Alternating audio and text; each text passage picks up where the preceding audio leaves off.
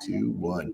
What's up, guys, and welcome to another episode of the Love and Thunder podcast. We got another killer guest for you today. Welcome for a former Olympian, all-around great guy, and high-level experience coach, Chad Vaughn. Chad, welcome to the show, brother. Hey, thanks for having me. I'm very excited to be on here with you today. I'll tell you, I want to start this podcast off by talking about the first time that I saw you. So in 2010, oh my, was it that long ago? This is a 14, just a quick, short 14 years ago. Yeah. CrossFit decided to combine efforts with USA Weightlifting, USAW, and do the first CrossFit competition / Olympic lifting event. And they did it in Colorado Springs. And it was like, they were running it in an Oli competition. And so you had your total. And then there was a CrossFit workout, which was like the third lift, what I mean? And you could win the overall. Yep. It was very a unique time, especially from my perspective, because previous to that, USA Weightlifting and a lot of Olympic lifters maybe didn't always have such great things to say about CrossFit. They were like, man, these guys are doing Olympic lifting, but they're not doing it right. That's not how you're supposed to lift. That's not how you're supposed to train. They're doing all this weird stuff. And then I think the turning point was when USA discovered, holy shit, there are a lot of people interested in Olympic lifting now. All these CrossFitters that are, going and running and doing pull-ups and muscle-ups and gymnastics. Now, all these guys want to learn how to clean and jerk well and how to snatch well. And it's almost like this immense opportunity to revitalize weightlifting in the United States. And I think, honestly, that's what it exactly did. But I think that 2010 event was when, maybe the eyes started opening up, like, wow, there's a lot of opportunity here. I was at that event with you and I was doing my lifting, and you could tell the Olympic lifters from the CrossFitters just based on the gear, right? Like when they get on, they're covered in kinesio tape or, they got the wrong belt or, maybe they don't even have the right Olympic lifting shoes or sneakers or something. You could tell. And I saw you warming up and you were just slinging around. I think you were snatching probably like 265 pounds, just like power snatching, like throwing it over your head in the warm up. And I was like, who is this guy? I think he's, I don't remember what your weight class was. It was like 74, 77 kilo. Yeah. And I was like, wow, this guy's amazing. And since then we got to know each other and obviously a nice rapport and stuff, but man, tell us a little bit about, you were the ringer in that event, dude. I mean, you ran the show, right? Like the whole crowd stopped when you got on the platform because they were like, welcome former Olympian Chad Vaughn to the stage. And, everyone's like, okay, everybody watch what a real lifter looks like, because the lifting was not pretty at that event, right? Tell us a little bit about your story, man, and how, how you got into Olympic lifting and how that whole journey went for you. Yeah, let me just start by telling you how I got to that event, and how that kind of, like you said, I met you there, and I think we probably were at a couple of other events somewhere along the way where, it's during that time frame where, like I've done a lot of work with Pat Barber as well. Like I met him around that same time frame also, and a handful of other people from that came from the CrossFit community, me coming from the Olympic lifting community. And just those connections that were made all those years ago, and now coming back around to, I'm still doing work with Pat, now I'm on the podcast with you. So it's really cool, the connections that were made all those years ago, because I think those connections are a little bit harder to make in the community now.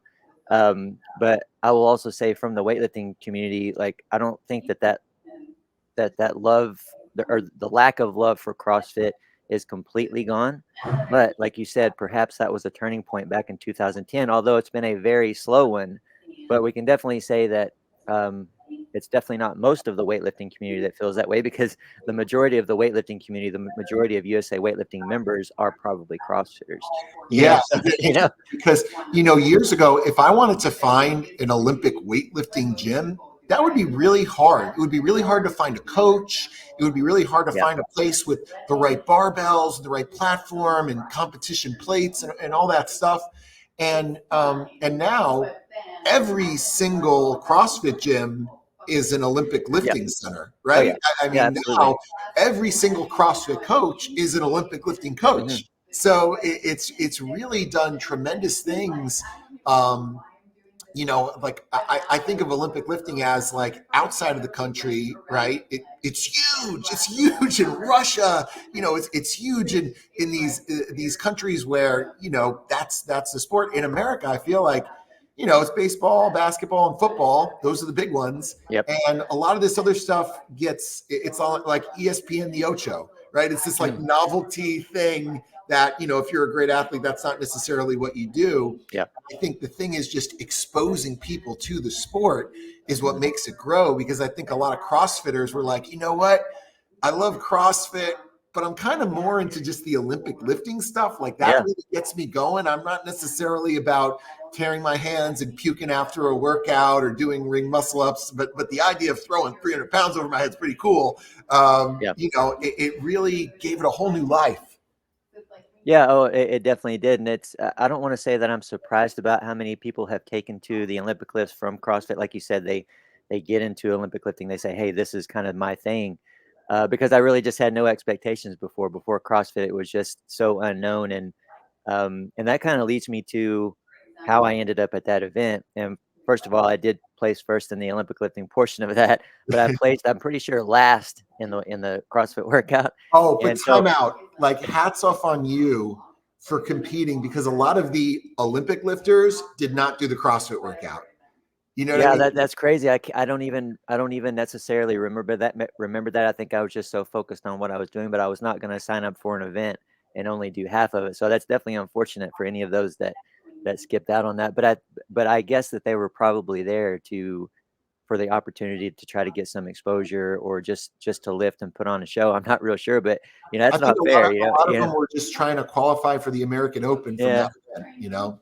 Yeah, yeah, because it was an actual sanctioned event, but I mean, for respect of the event and the other community that was trying to create a friendship, create some sort of partnership, which didn't work out in that after that event for whatever reason. But yeah, that's unfortunate. I don't even remember that, but it's not surprising either at the same time because as an Olympic lifter, especially if you're trying to qualify for an event, you want to take that opportunity and stay focused on what you're focused on. But um, I had been exposed to CrossFit for the first time in 2008. I'd just made the Olympic team, and I was living in the Belton, Texas area at that time, and my coach was in the Plano, Texas area. So I drive up once every week, once every 2 weeks, and train with him. And he just so happened to he just started coaching weightlifting classes in a CrossFit gym, CrossFit Plano. CrossFit Plano, you might know, Dave, you've probably done seminars there before. I think it was probably one of the first affiliates in Texas, if not the first. So it's like it had been around for a little bit at that time. And so I didn't know what this CrossFit thing was. I just knew I was going to this gym, and I walked up, and it's you can see inside of the gym. It was in a shopping center, so there's windows there, and I see people uh, throwing weight over their head. I'm still kind of thinking that it was a snatch that they were performing. Some sort of ground to It's overhead, not but quite recognizable as a known lift. yeah, yeah. But there was a class full of people. I mean, I don't know, 10, 15 people, probably more like 15, because it was like now looking back on it, I'm like, wow, like I've owned a CrossFit gym before. It's not easy to get 15 people in a class, depending on where you're at, but it was that popular back then, and I saw multiple classes come in there as I did my workout. But anyway, went in and got started, and I was definitely intrigued. There were other people doing the Olympic lifts, and my workout was like 2.5 hours because, like, I move a little bit quicker through my workouts these days. But back then I was straight hardcore Olympic lifter mindset. I'll do a rep and then I'll set down for 3 minutes or whatever, or I'll do a set and I'll squat set and I'll set down for 3 to 5 minutes or whatever. So the majority of that workout is a lot of resting. But I did that whole workout, and there were a couple people from the first class that stuck around to watch and also to ask questions to me and to my coach about the Olympic lifts, and they were just very intrigued. They were very interested. They were eager to learn more about me, more about what I did, more about what I accomplished, and also the Olympic lifts. And so that really drew me. Those few people, those handful of people that were there in and out, and that stuck around, and that gave me that attention and that eagerness in the beginning, like, sucked me into the community. Like, I never looked down on their form or how they were doing the lifts. I was just excited that they were doing them. And I remember thinking on the way home, like, maybe I can do something in this community. Maybe I can become a part of this community in some way. I'm not a coach at that time. I don't, and I never even wanted to be a coach. I still don't like being called coach. Actually, it's like something that's kind of weird and strange to me. But I knew that I knew the Olympic lifts. It's what I do. Maybe I can look into this coaching and getting into the community. And finally, went to the Olympics, and the CrossFit thing didn't come back around until late 2009, probably. And I remember Coach Bergner being open to letting me help at some of his weightlifting seminars, but I needed to go take my CrossFit level 1. So I took that in January of 2010, and then started coaching in the community from that point forward. And that event came up, and I was coaching classes and doing personal training at a CrossFit gym when that came up, and those guys kind of helped me, like, make sure that I could do double unders. I knew that there were double unders in the workout. I think there were pull ups, so I needed to, like, they needed to teach me how to kip real quick, but I didn't do a whole lot. I only did like 1 or 2 days of a few reps of each of those things just to make sure that I could do them, because was going to the World Championships right before that event. So I was only maybe a week.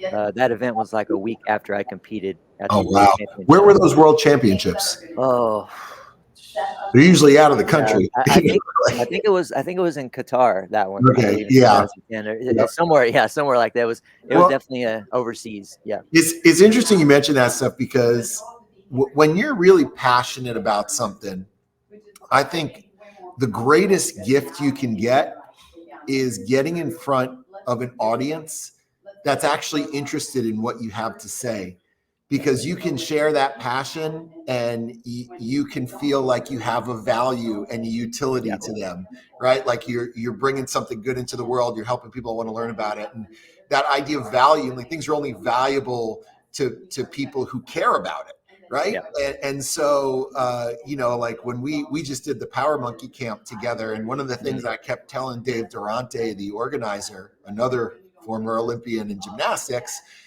was just thank you so much for letting us get in front of this group of people that's actually interested in what we have to say, where we can pour that passion into it and they can just absorb it all. And because a lot of people, they don't care about Olympic lifting or hypertrophy training. It's just like you can talk until your face is blue, and Yeah. it's just, you don't see their eyes light up. Mhm. But when you are able to share that kind of energy and passion with a group of people that absorb it, man, I mean, that to me is why we're here on this earth. We're here to Yeah. bring good things to other people and to raise everyone up. And it's such a gift. And I think that that's really like, we're talking about this event in 2010, where all of a sudden this influx of people that are hungry, like, and most people had no idea how to really Olympic lift. Like, they Yeah. never heard these terms, first pull, scoop. Mhm. Like, they don't Mhm. they don't know any of this stuff. They just watch a video of you online Yeah. going, how did he do that? Yeah. Yeah, yeah. That Like, doesn't even make any sense. how he Yeah. did that. And I'm sitting there like, it does not look the same for me. It's so cool, and it opens up so much opportunity. It really lets you, maybe grow into that person that you were destined to be, Yeah. that God wants you to be. Yeah, definitely. And it's, what CrossFit has done so much for me in so many ways, but you say that person that you're destined to be, it's crazy, because before that, you know, um, I felt led to speak and to tell my story. You brought it up before we pressed record, that I was born with a club foot, and you heard me tell a little bit of my story about that and some of the challenges that I went through growing up with that. But, like, so I was led to speak and tell my story, but I never envisioned myself being able to get up in front of a crowd, or even a small group of people, even a couple people maybe. Like, I just was like, how am I ever going to be able to do that. I'm not sure, but I feel like I'm going to be up in front of people talking someday. And then CrossFit comes around, and when I first started doing seminars, they were actually just as an assistant. This was before, yeah, I did some Bergner stuff, but like my own seminar kind of thing was with Ursula Garza, and she's big name in the weightlifting and Oh, CrossFit I community. know But Ursula. She's yeah, amazing. yeah. And I heard she was promoted now too, right? Like she's I'm not sure what her official position is. I know yeah, she was interim president for the International Weightlifting Federation, which is yep. like, a big deal. She's somewhere in that top level of that organization right now. So she's definitely doing a lot in the community these days. But she's one that's has no problem up in front of people, likes talking, likes teaching, feeds off of that type of environment. So I watched her do that. I assisted. Uh, I would just be there to answer questions if anybody asked and all those kind of things. And then eventually I would start answering those questions with a small group of people that would gather around. And then that turned into me like eventually doing my own segments in those clinics. And then I became comfortable. And that led to me, getting up in front of people, doing my own seminars, and then also telling my personal story as a part of that experience. And so, that's one of the things that CrossFit's done for me, is made me comfortable getting up in front of people and teaching, lecturing, and also, you know, giving motivational speeches, if that's what you want to call them. So Well, it's interesting, man, because like there's this old Stoic adage, like the obstacle is the way, and I think we have a tendency in life to immediately try to label things as good or bad. We're like, yep. oh, you got injured, bad. You got a promotion, good.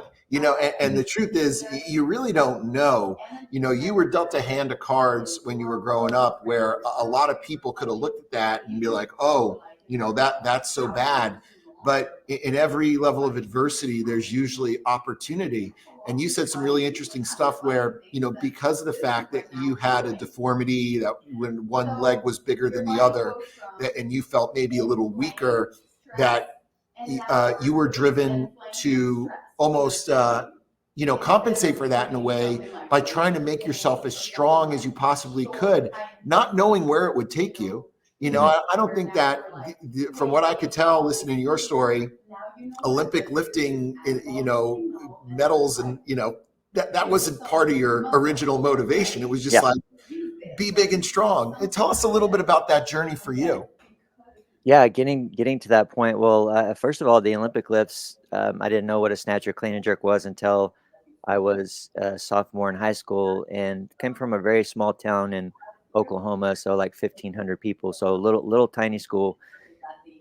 And so that's one part of nobody knowing what the Olympic lifts were, but the other part is like strength coaches back then, training for football, training for other sports. It was all about the squat, bench, and the deadlift pretty much, and then plyometrics and stuff like that. We did a lot of curls too. I remember doing a lot of bodybuilding stuff, but um, luckily I had this young strength coach move in my sophomore year, and I call him young because like he was young enough, I feel, at that time to be open to the Olympic lifts. You know what I'm saying? Because if he would have been in the game for many more years, like he would have probably just been stuck in that mindset. So he was learning them as he was teaching us, and so we did them for football, through my sophomore, junior, and senior year, and I picked them up quickly. I took to them, and even without the Olympic lifts, I loved being in the gym. Maybe that was a part of my overcompensating for the weakness that I felt that I had, and I was doing well enough with him that he wanted to get me into it more. He wanted to take me to a competition my senior year after football season, and that's where I met Spoon Barbell Club and Coach Richard Fleming that lived there in Plano, like I was talking about earlier. And he took me under his wing. Spoon Barbell Club took me under their wing, and after that first competition, I've been with them ever since, as far as the club goes. And like you said, it definitely wasn't initially about going to the Olympics or anything like that. Like I was just doing something that I enjoyed, and Richard got me on a program, and I was getting stronger, lifting more weights. I was going to competitions and winning, or at the national competitions, medaling. And he was telling me things like, I think I think that you can go to the Olympics if you do these things. Like, he didn't say, "Hey, you're gonna go to the Olympics." He said, you have the potential to if you do these things." And so, initially, that was kind of in one ear and out the other to me, like, I think it sunk in just enough to be something that, um, kept me going. I was going anyway because I was having fun and getting strong, but, that didn't even become reality to me until about 6 months before the 2004 Olympics. Like, I knew that I was doing well. I knew that I was ranked high, but, I remember a ranking list came out at the end of 2003. This was after the World Championships, and I'm sitting in 3rd place overall, so not in my weight class, but, you know, through every weight classes through the country, and we had 3 Olympic spots, and I'm sitting in the 3rd spot, and I'm like, "Oh, well, actually, I can go to the Olympics," if as long as I maintain the spot. And so, it's crazy that when I tell that story and people are like, "Oh, wow, you didn't even, like, realize that you were probably gonna go to the Olympics until 6 months before." Like, that really just wasn't my focus at the time. It was just about being the best competitor that I could be and getting stronger, getting better, and, uh, and I just love working out too. I still love working out. So there's this concept, people call it like for love of the game, right? And I Yeah. think you see athletes experiencing it most when they're younger, when they're kids, and they just love playing their sport. They just love being in the gym lifting weights. For me, it was being on the baseball field, throwing Mhm. a ball all around, just like having fun, playing every position.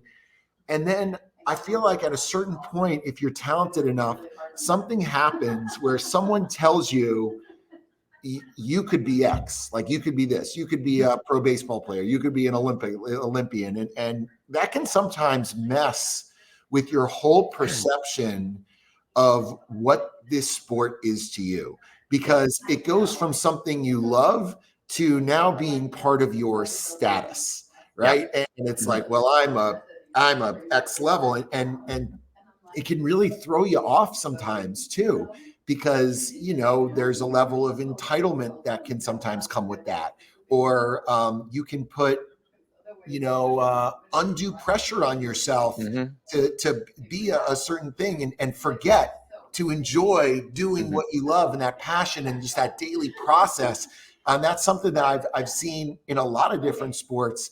In high school, for instance, when I started getting letters from Major League Baseball teams, Mm. like it started to mess with me a little bit, where I had a hard time if I had a bad day on the field. Like, it would really mess Mhm. with me. Like, I'd be Yeah. like, like, I gotta be better. I'm never gonna.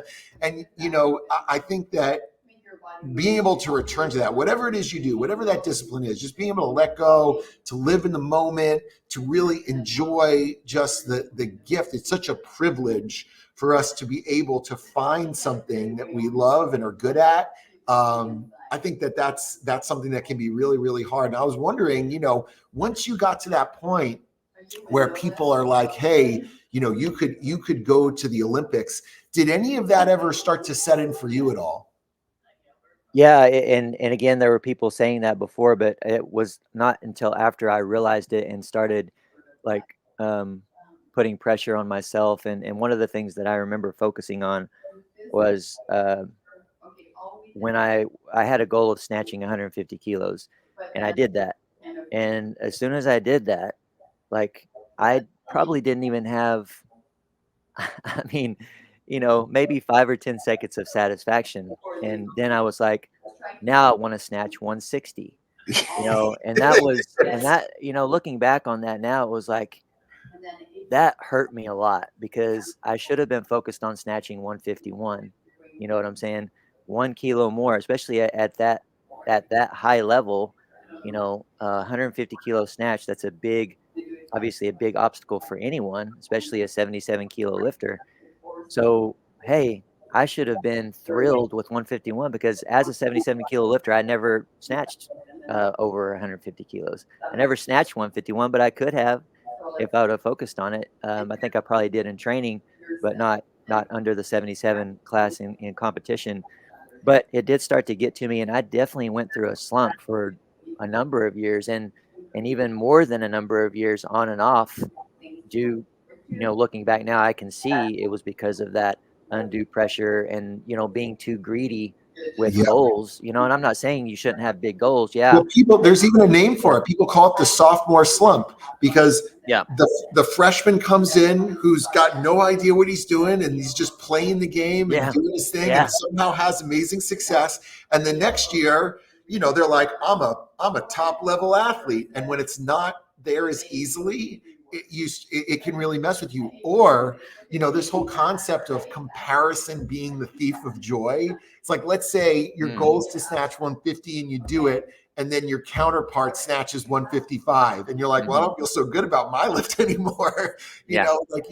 And that's a hard thing about athletics and competition. I think life in general is being able to stay present can Yeah. be really, really Mm. hard when you're living in a world that's all about status and social media and competition. Like you can lose your bearings. You can get a level of dysmorphia where you're like, I don't even, like you don't see where you are and how impressive things are. Yeah.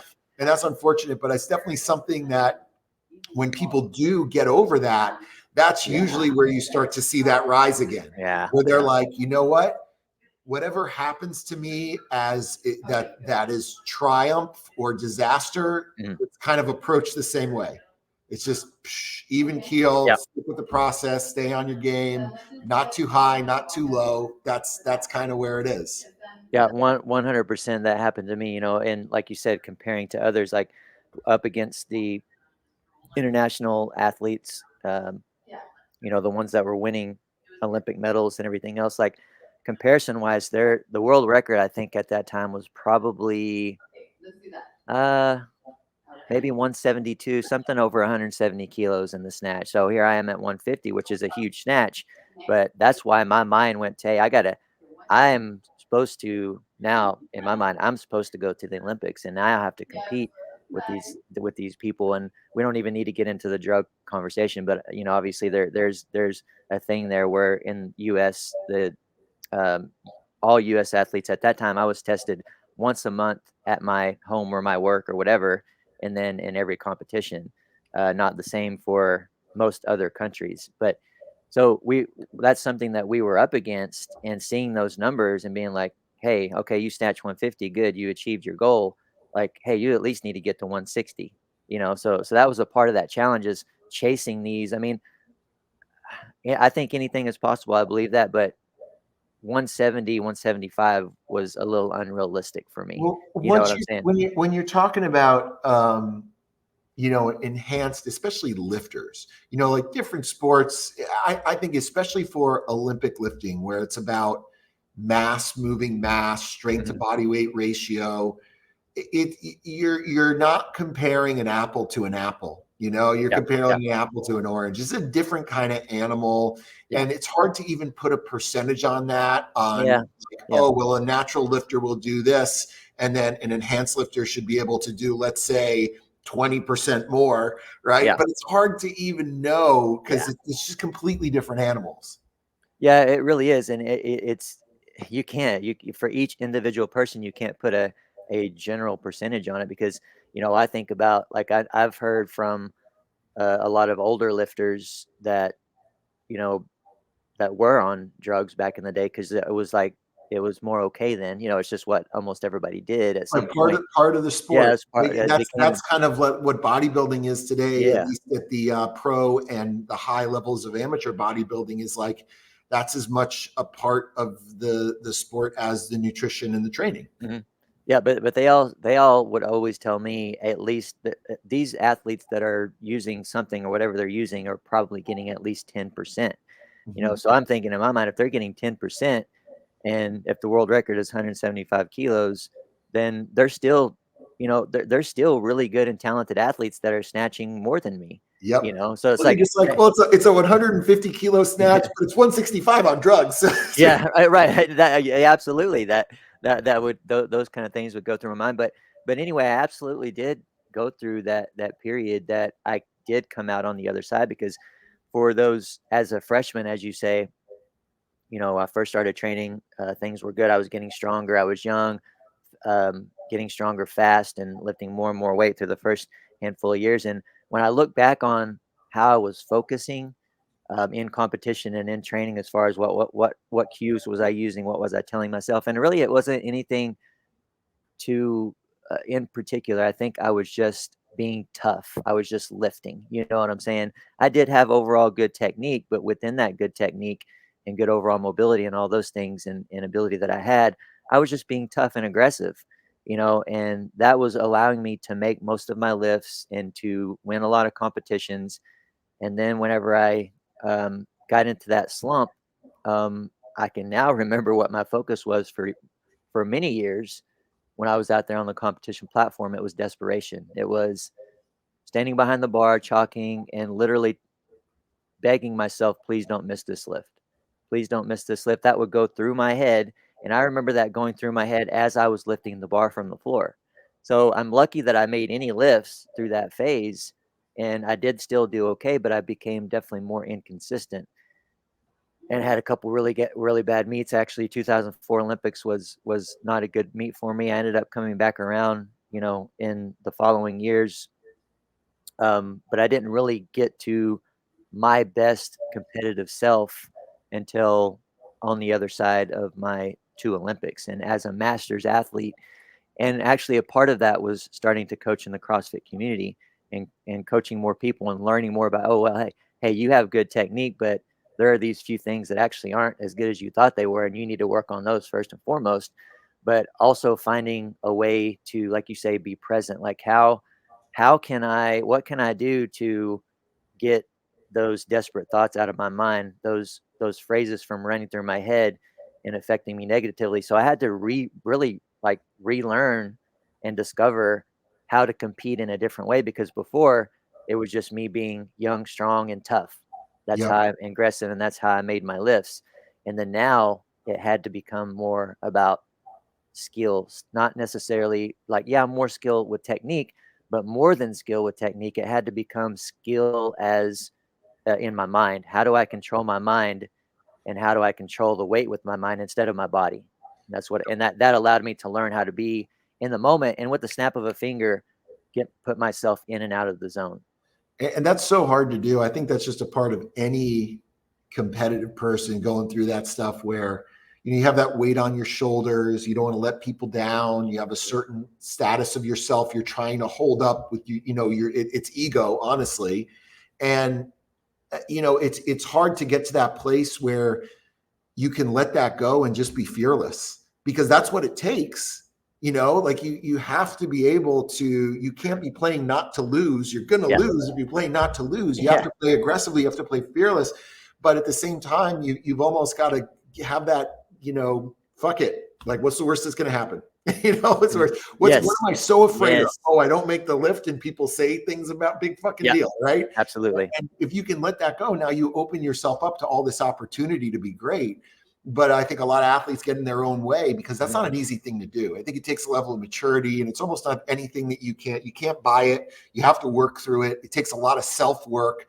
And I think it comes down to knowing who you are, right? It's like knowing the value of you beyond the Olympic lifting or whatever it is, beyond that thing that is part of your status or identity. Just being able to know who you are and what your value is, that doesn't have to do with anything going on an Olympic lifting platform or whatever it is. It's just being a good human. That's what I think is really important.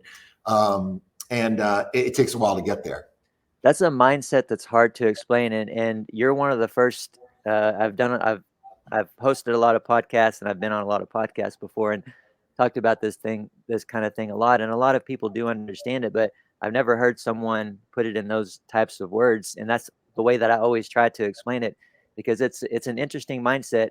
It's a mindset that you have to get to if you want to be your best, if you want to reach your highest potential. But it's about finding a way to have freedom from the end result. You have to have complete freedom from the end result to execute and to perform to the best of your ability. And mindset wise, the only thing that I can say is like, hey, I care enough to be aggressive and to execute my technique, but at the same time, I don't give a shit. So it's a fine line there. Like you have to literally not give a shit about the end result, but you have to care enough to like be violent, Mhm. when it comes to the Olympic lifts, Well, I've always found, just me personally, right? I've been through this in every phase of my life. First in baseball, where the end of my career was great, but the middle sucked because Mhm. I couldn't, and it wasn't Yeah. until I stopped caring that I was Yeah. able to be good. And then in CrossFit too, right? I was great at CrossFit, and then regionals, and everyone got popular, and again, and even in my business, where Mhm. I'm like, oh man, this business, this is it. This is who I am. Like, this is my gift to bring to the world. And, just being able to be like, if we have a bad day, if things aren't what my expectations are, like, that's okay. What's important is who we are and what we do. Right. That's the important thing. But it's a natural thing for everyone to go through. And I think everyone has an example of that in their lives where Mhm. they're getting in their own way with stuff and it's preventing them from being great. Um, Yeah. so going from that, right now that you had an incredible career, Olympic weightlifting, and all this neat experience, one of the next challenges is the evolution, because you can get stuck. You can get stuck in that moment. I know it happened to a lot of my teammates in baseball, where they couldn't move on. They Mhm. couldn't get off the baseball field. Like, the Mhm. rest of their Mhm. lives, they're still living in their senior year of college or Mhm. Yeah, whatever. yeah, They for can't, sure. they can't let it go. What was that transition like for you, going from competitive weightlifter and then being like, okay, my competitive career is done. Now I'm going to start getting into maybe more coaching. Yeah, that's a hard question for me to answer because I don't eh yeah, I've thought a lot about that because I've had that question a few more times, and I don't feel like I ever really fully went through that transition, and I think it's because, 1, I jumped into the CrossFit community and started coaching there. That overlapped with my high level weightlifting career. You're really lucky in that regard, because Yes. I know a lot of my teammates that went from the ball field to a cubicle, Yeah. and they were just like, fuck my Yeah. life. You know what I mean? Yeah, Like, that's why, like, I can't, when I think about it a lot, and I can't see a time, or even I can't even wrap my mind around a transition, because and now it's been years since I've been on the competition platform, but I also was able to, not only still continue to compete at nationals and stuff like that from the age of, since I mean, I had a shot at going to the 2012 Olympics, so I would have been 32 then. So I was competing at a high level up to that point, and then still doing nationals in like 2013, 2014, and 2015 at 35. That was my first year as a master's athlete. So I've most of the years since then, I've been competing on the master stage. Again, not in the last couple years. So maybe the last couple years are my transition. I don't even know, but I do see myself getting back on the competition platform as a master. There's a lot of things that I would like to accomplish there. I was able to win the world championships in masters in 2019. Something that I wasn't able to do as a regular athlete. There's just that opportunity there. I was able to grab a hold of a couple world records, a lot more national records and stuff like that. And those types of things are always not, I can't say always going to be in my grasp, but right now, like as a masters competitor, those types of things are in my grasp. And that's very motivating to me. That's very like intriguing. And I'm lucky to have those things too, because that has kept me in the game as an athlete. Like that has given me a purpose to continue training. Now, if we talk about a transitioning a little bit from that, like yes, in the back of my mind, I know that I'm probably going to turn it on again and prepare myself for another national masters competition, another masters world competition. At some point, I'll be 45 next year, which is up into a new age category where there are new records and new goals that I can have. But uh, definitely I don't, and I didn't need that to train before. I didn't need that to work out before. I love working out, and proof of that is the way that I work out now. I do the Olympic lifts for 30 minutes, 1 to 4 times a week. So, if it's 1 time a week on any given week or even none, it's not a huge deal to me. It doesn't affect me, but I am motivated to do those when I can, when I have time. but the bulk of my training is, bodybuilding. That's where we connected at camp, and now I'm doing a lot of bodybuilding now, and I'm doing that 4 or 5 days a week, and loving it. And again, that's proof to me that I don't necessarily need these high level goals. I don't necessarily need Olympic lifting even to still just love being in the gym and living in the lifestyle of being strong and healthy. I mean, after doing 10,000 snatches and clean and jerks, it should be like riding a bike. And it Yeah. is good to know that, I think a lot of athletes have that switch where they know they can just, you mentioned that aggressiveness and that toughness, that's Mhm. always there, right? Yeah. That doesn't go away. It's just, just being willing to turn it on or not, Mhm. especially as you get older. Yeah. um, Right. Harder. I Absolutely. think for our audience, right, all the people we have at Thundr Bro and Camille with Alpha Babe and just the people that we've been exposed to. We came into CrossFit in 2008, just like you. I'm 42 years old. And most of the people that we know, I would consider them to be lifelong athletes, Mhm. meaning, they grew up playing a sport, maybe in high school, and then, they found CrossFit and it opened up a whole new world of opportunities outside of their specific sport. Yeah. There was now a reason to train with a purpose, right? Training for elite athletic performance and something to chase. And I think, one thing that leads to a very fulfilling life, or three things actually, are something to look forward to, right? So having a goal of like, hey, I want to hit this snatch, I want to do this many pull-ups, I want to run the marathon, something to do, right? So what Mhm. you're gonna do today, having a list. So, you got your program, you got your nutrition you're eating, and something to be grateful for, right? Something to love, and find that joy from. And when you have all three of those things, it's life is good. Life Mhm. is solid, right? But as you get older, sometimes this stuff starts getting taken away from you. Like sometimes, like for instance, with me, with the back injuries and the shoulder injuries, Mhm. like I really can't do the CrossFit anymore. Like Mhm. it Mhm. led me down a road to a point where I was just getting hurt or really discouraged Yeah. that I wasn't getting anywhere. And a lot of our athletes go through the same thing and feel this almost like this immense sense of loss, like this thing that was such a source of joy in their life Mhm. is being taken away. And when you really look at that from a 30,000 foot view, you can see that whatever it is you were doing, the sport, the training, the methodology, that's just a vessel for Yeah. you to express your gifts. And there are lots of different vessels you can put that in. And so training should evolve as Mhm. you get older, as you change, you go through these different phases of your life. You're not going to train the same. You're not going to eat the same. You can still have that fulfillment and pursuit, something to love, something to do, and something to look forward to, but it may look a little bit different. And I think for the athletes in CrossFit that are kind of like me, kind of like aging out of the sport, so Mhm. to speak, a little bit, I think that the hypertrophy training, building muscle, developing aesthetics and physicality, I think that's the answer for a lot of them. So I was so intrigued when we Yeah. met at Power Monkey and you were like, hey, I'm actually starting to do a lot of bodybuilding right now. My first reaction was, that makes complete sense to me.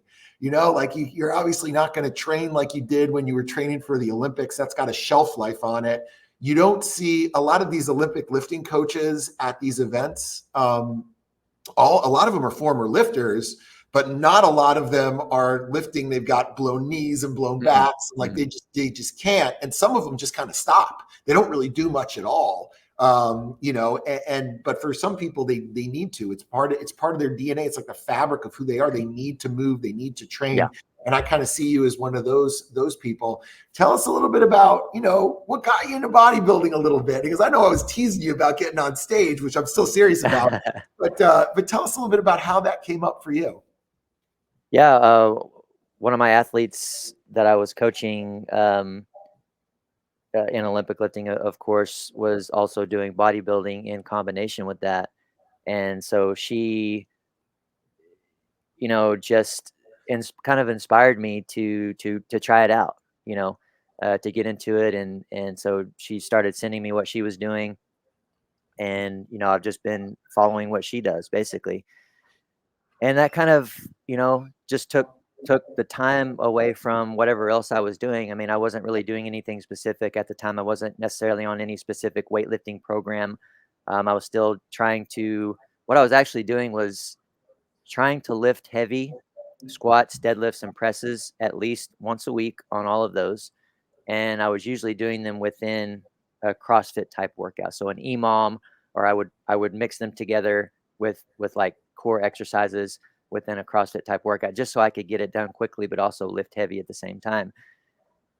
And so, I fell into that, and I just took to it. I just took to it. It was something that was one, I never thought I'd be on a bodybuilding program, never thought I would be doing bodybuilding.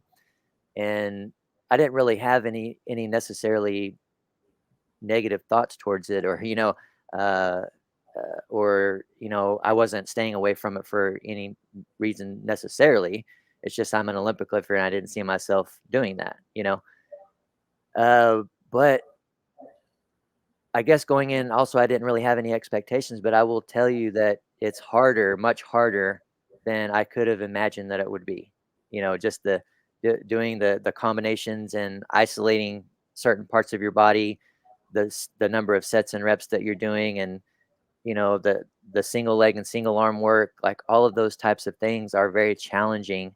And I think that's probably why I took to it like very quickly. I'm like, oh, this is hard in a different way than Olympic lifting is. This is hard in a different way than CrossFit is. I mean, I would say for me, it was probably a little more I don't know. It's a good combination of the two, I guess, those types of training, but it's yeah, it's challenging. It's challenging, and I like it. And of course, I believe that nutrition, like how much you are putting in your body and all that stuff, is the biggest part of being lean. But at the same time, in combination with that, doing the right exercises and sets and reps and isolating certain parts of your body, I've definitely seen changes in my body that I like. I'm not trying to get bigger necessarily. I just want to be lean and cut and healthy, and I think that this type of training where I'm, you know, focusing on bodybuilding most of the time, but then still doing a little bit of Olympic lifting on the side is great for me. I love it. I love the combination. We talk about this all the time to, athletes, and we call it, hypertrophy for functional fitness. And it's really interesting understanding the scope of hypertrophy within any athletic endeavor. And we make three big arguments, right? The first one is the orthopedic safety of it. So, for instance, for the CrossFitter, if we know that the big, most common players associated with injury are going to be speed and load, meaning I went too fast and I got out of position and I hurt myself, or I went too heavy and I got out of position and I hurt myself. Well, the thing about hypertrophy training is speed and load are not really good hypertrophy training. Like hypertrophy training is about like time under tension, exhausting muscles to failure, staying in proper positions to pin muscles down. So overwhelming is probably a safer. The other thing that's nice about it is because it's submaximal loading, it doesn't have the same wear and tear on joints that heavy loading does.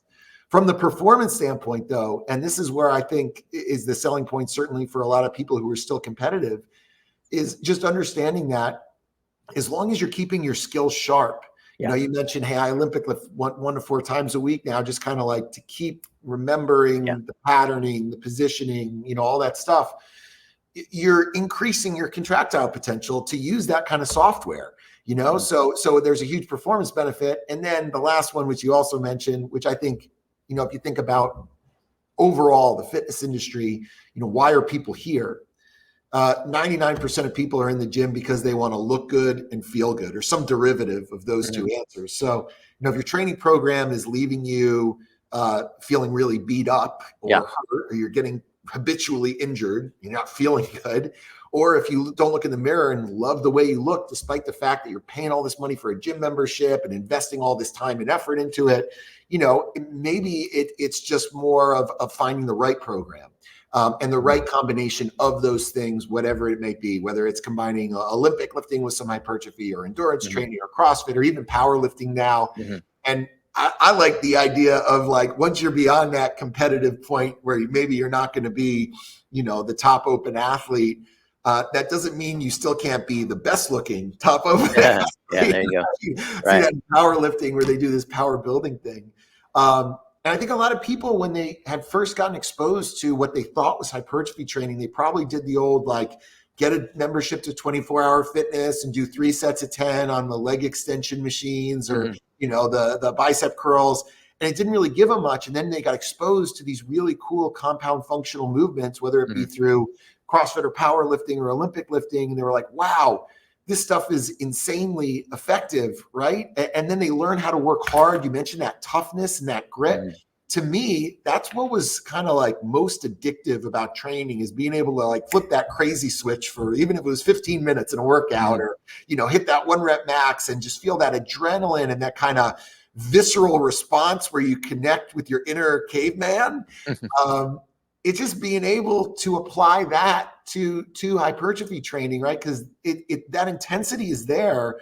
It just may not be the intensity as you had known it before. It's a different kind of intensity, right? It's the Hmm. intensity Yep.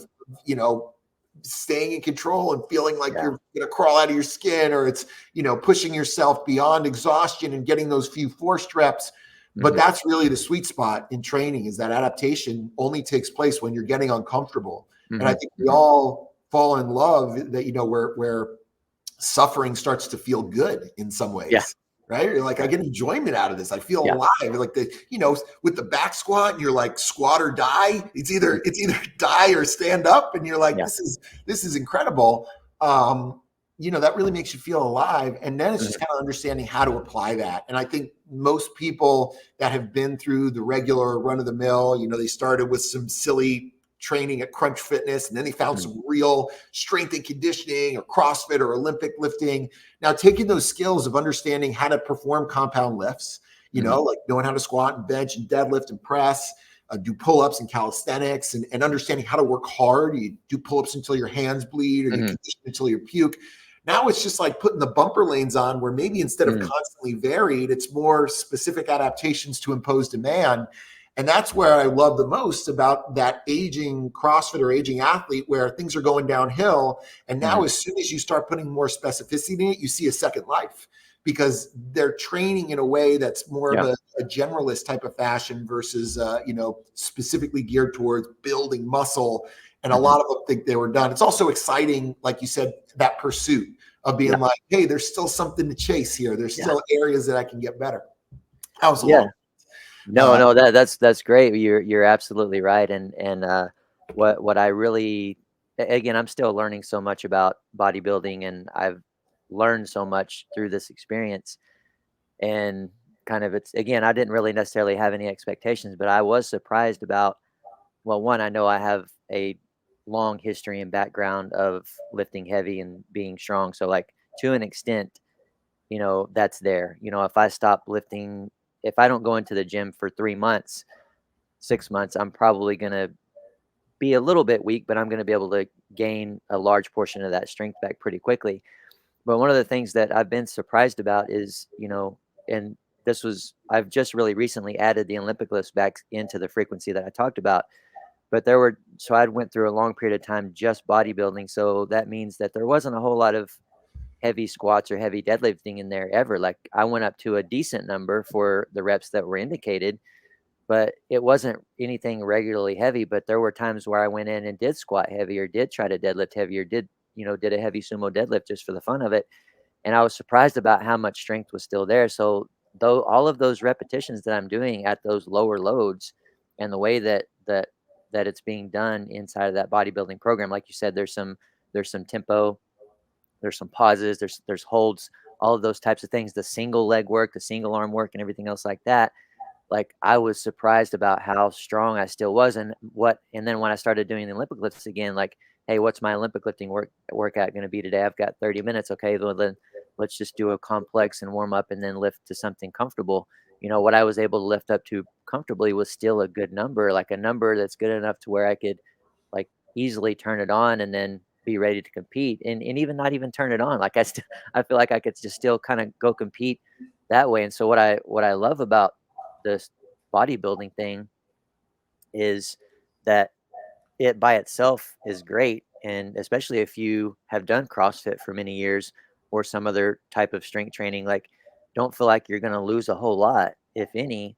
But if you do have other specific goals, like, hey, you still want to do some CrossFit, you can let that be more of a side thing and still be actually maybe not even as good, maybe better than you were before, because there's less pressure on what you were trying to accomplish, with whatever your goals were there. But you also have this other type of training that is feeding into it. And again, to me, bodybuilding doesn't necessarily have to just be about growing your muscles and getting bigger. If that's what you want, yes, there's so much more to it than that. You know.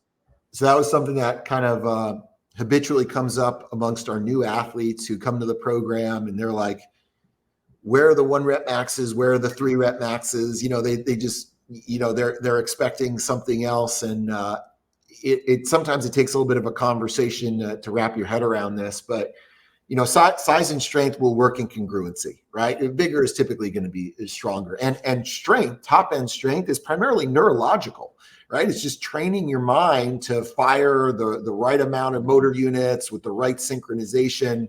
It's really just the wiring when you're doing something there, and then you're exacting as much contractile potential out of those muscles as you can. But we've had a number of cases where we had athletes that have been in our programs for years now, and they haven't done anything heavy for years, like no 1 rep maxes, anything like that. And one of them was one of our coaches, Sam David, who, he's been doing Muscle Anarchy forever. And someone pulled him into a CrossFit competition, and there's like a clean and jerk 1 rep max, and he's like, "Okay, I just matched my PR clean and jerk 1 rep max, and I haven't done it in 4 years." Yeah. Right. And so, and I think even then, like, even if you're just maintaining those skills a little bit, or just doing it every once in a while, the size and strength will work in congruency. But when you think about the athletes that maybe they already have the wiring, right? Maybe they understand the patterns, the positions, like that's already there. The greatest potential for them is I think increasing the physical size of their body. Right? That's where they're probably going to stand the most room to go. It's not going to be in 1 millimeter of the bar closer to your body, or more upright, torso.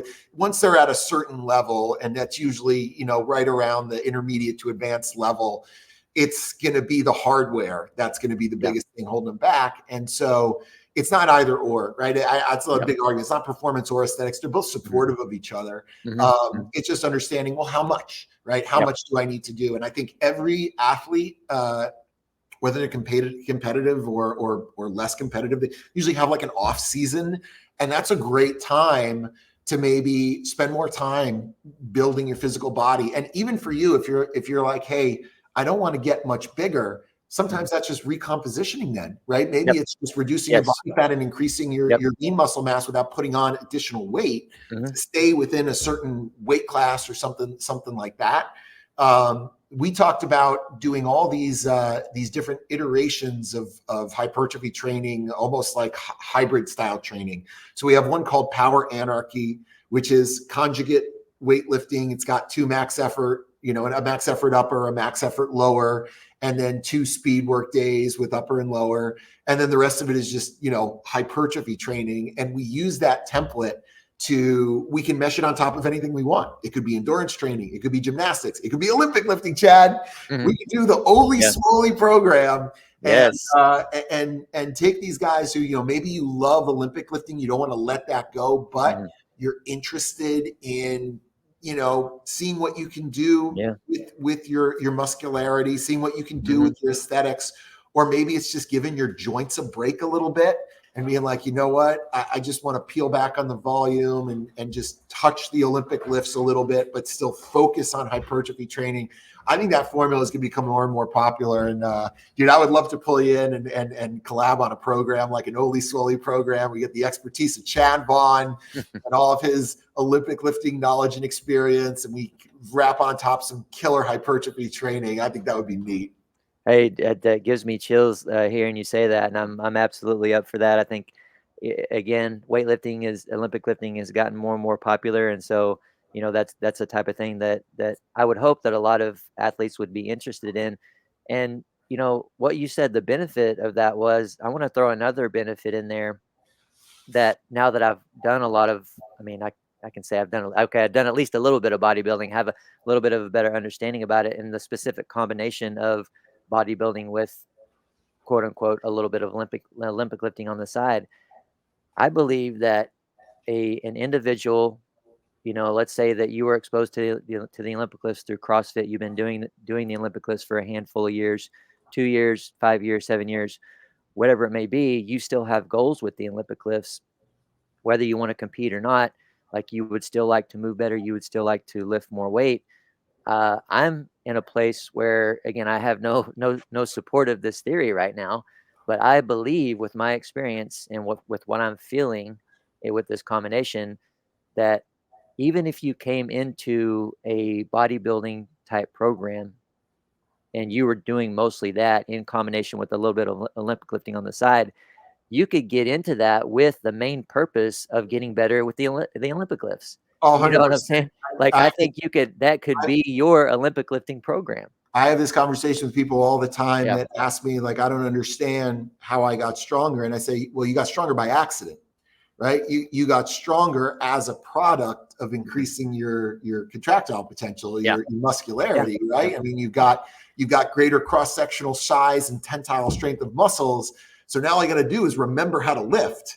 And it's gonna be there, and that's kind of the neat thing about it, right? And it's so funny to hear people just excited about that stuff. Be like, this, hey, I'll just throw some weight on the bar and see what happens, like, Yeah. And, Yeah. oh man, that's super cool. And I've been teasing you a little bit about doing a bodybuilding competition, and just to kind of share a little bit about my story, right? Coming from CrossFit and sports performance, when I started getting into hypertrophy training, and this is after a major back surgery, so I'm like lying down on the couch for 2 weeks.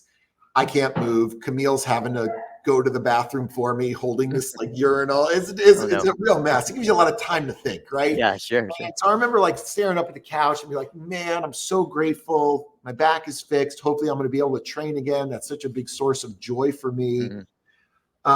Once I'm able to do it, how am I going to honor that gift? How am I going to honor that second chance that I'm getting? Well, I'm going to go back to doing what I was doing. That's probably going to just land me back on the surgery table again.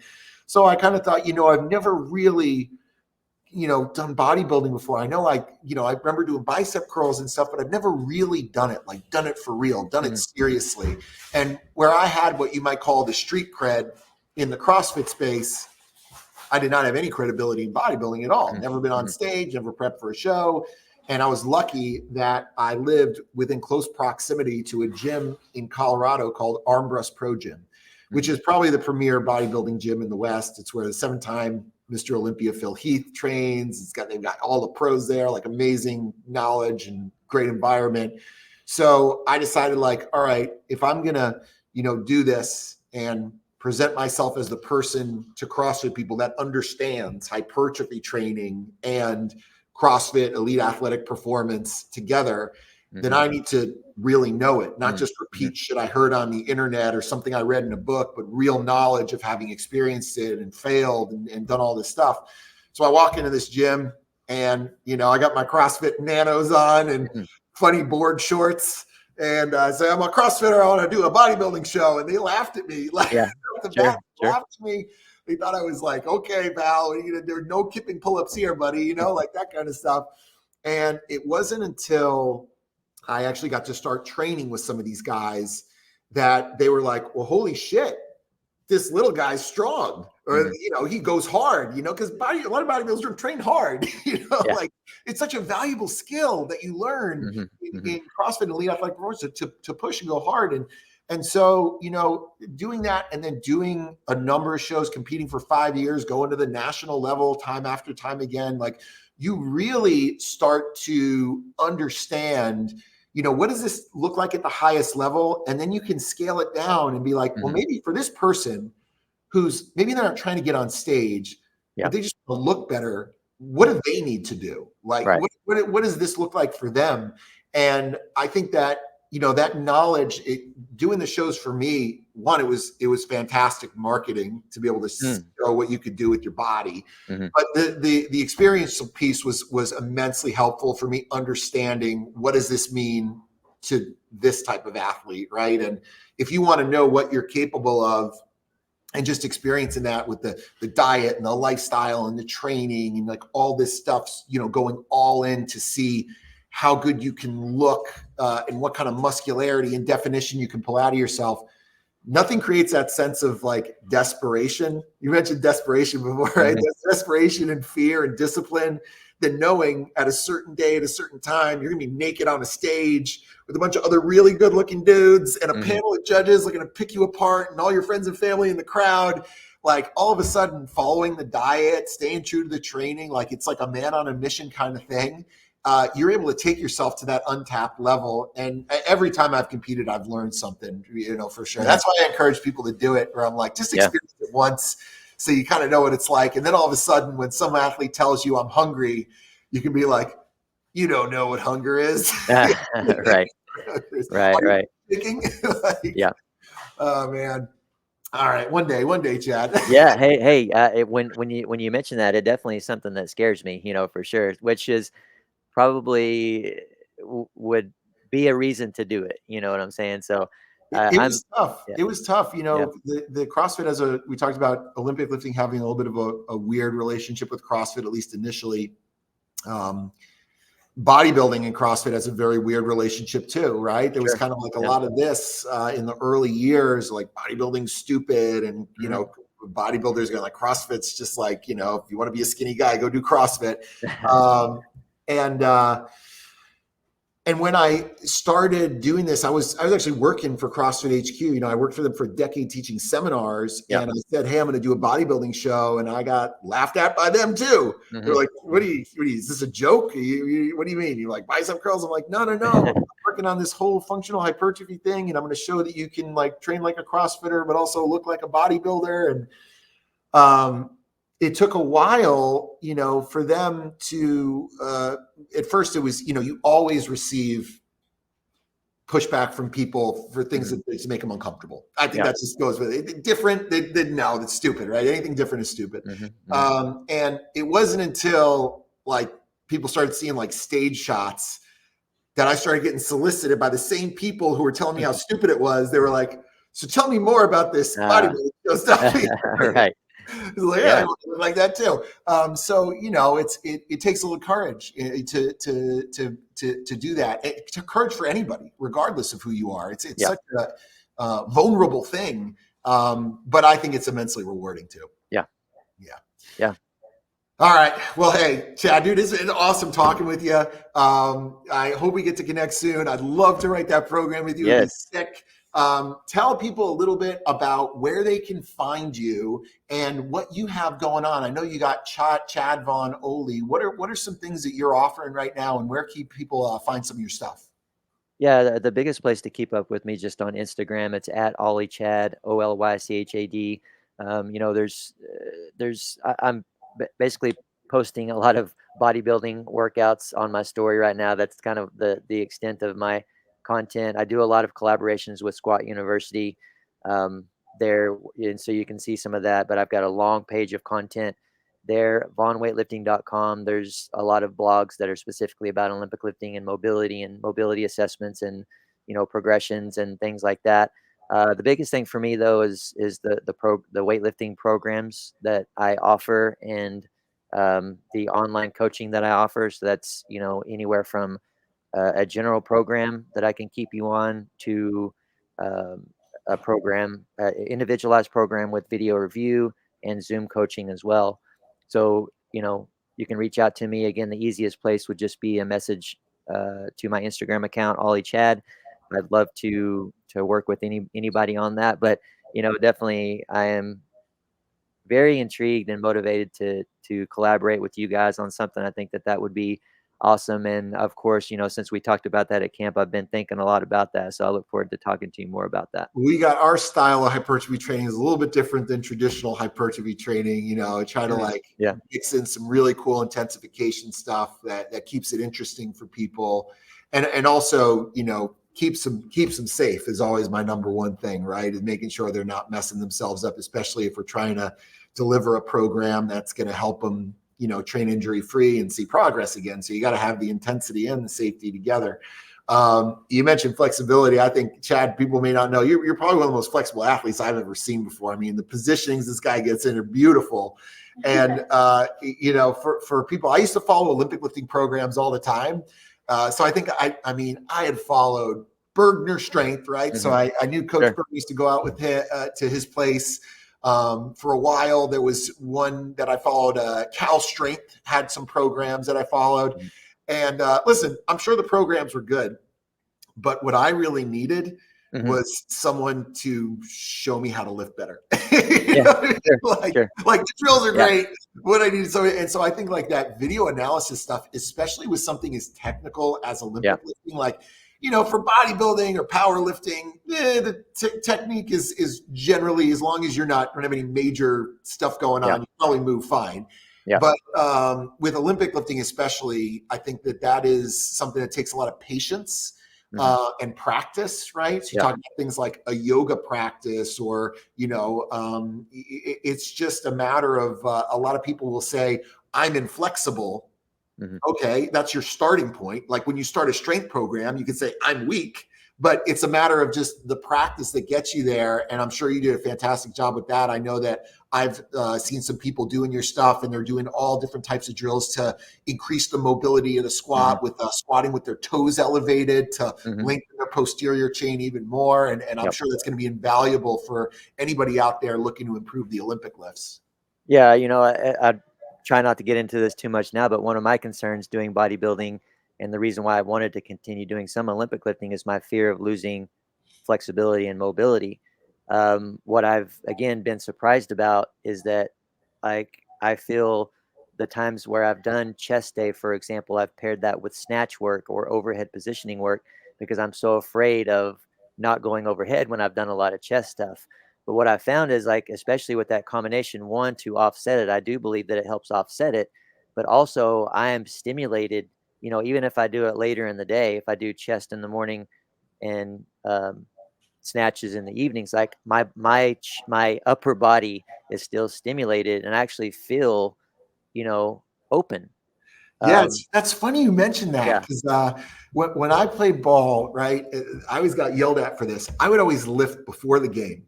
Mhm. And I go in, and it wasn't like an intense lifting, but I would do like chest presses and rows and this and that. And every time I would lift before the game, I Mhm. would be throwing way harder in the game. That's why I did I it. believe it. So, I and they're believe like, it. "Wow, you're going to be too tired." I'm like, "Dude, every Mhm. time I lift before the game, I'm throwing harder." I definitely think there's something there.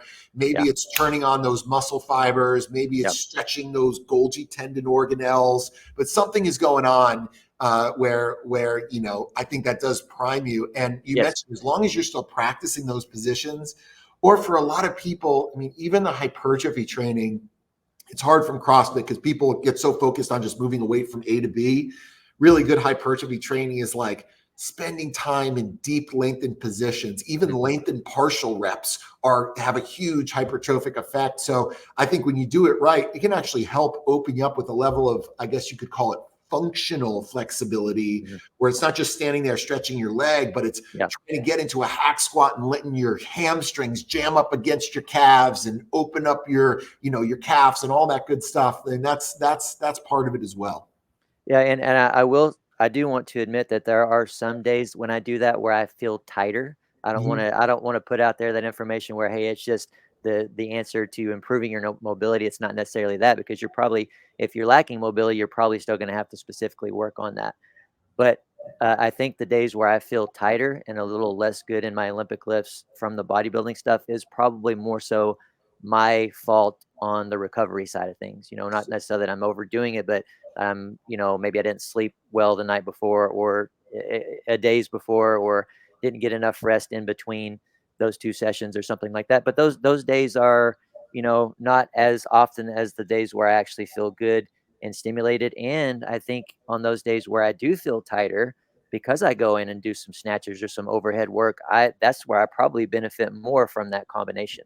So, So there's interesting studies that have been coming out recently. There's a guy, if anybody is interested in like hypertrophy physiology stuff, there's a guy named Dr. Brad Schoenfeld, who's probably the world's foremost expert on hypertrophy theories. And he kind of He's kind of like Sweden. He doesn't really take opinions on these studies, but he reviews them and analyzes them. And one study he just reviewed is the effects of loaded stretching on muscle hypertrophy. So what they found was loaded stretching, meaning where you're stretching with a weight, creating tension on the muscle, actually has a hypertrophic effect. Now, this makes sense because there is a style of hypertrophy training where you execute dynamic reps. So let's say you do some, heavy lat pull downs or weighted pull-ups into stretch holds, where now you're just in a weighted lengthened position. Yeah. And even that has a hypertrophic effect. So now you got me thinking about programs where we could do like the hypertrophy stretching program, where it's a lift, stretch, and it's like, I'm doing this to open myself up. And as a side effect of that, I'm also getting bigger and stronger. That'd be kind of cool. Well, oh yeah, you're getting me too excited now too, because I can definitely see combinations of back work and then putting loaded weight in your front rack position. Like offset that, like get some bodybuilding work with your back exercises, but then also take that opportunity while you're stimulated and primed to, do pause front squat but with the specific purpose of, offsetting some of that work and improving your mobility. So, and if any of you guys out there want to try something just to understand what this feels like, go to the leg extension machine, put on a lightweight and crank out 100 reps. So it's really burning at the end. And then as soon as you get off that leg extension, go to your knees on the floor, sit back and sit on your heels and let your quad open up. And you'll feel exactly, it's like the muscle fibers are ripping apart and there's all that blood in there. And it's like, it's painful, but it does open you up and it's kind of cool stuff. Maybe who knows what the future holds. We'll put out something cool on that end. All right, Chad, I don't want to take more time. This is a short podcast, only 90 minutes, right? Hey, it happens. All right, brother. Thanks for your time, man. I hope we'll connect soon. And it's a pleasure, guys. Chad Vaughn, Olympian. And like I said, more importantly, all around great stand-up guy.